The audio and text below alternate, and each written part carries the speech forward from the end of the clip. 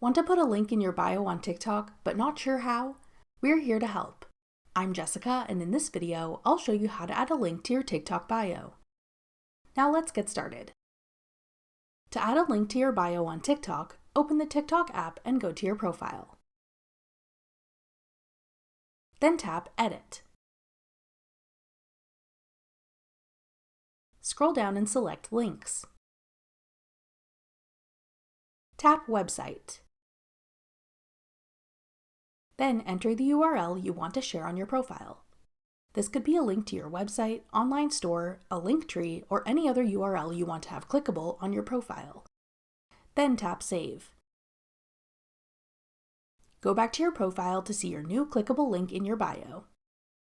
If you don't see the option to add a website, you may need to gain more followers or switch to a business account. If you have a personal account, you'll need a minimum of 1,000 followers to access the link option. If you have a business account, you can link without needing a certain amount of followers. That's all it takes to add a link to your bio on TikTok.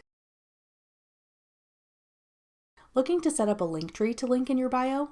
Check out this tutorial next to learn how. Click the video on your screen now to watch. Thanks for watching.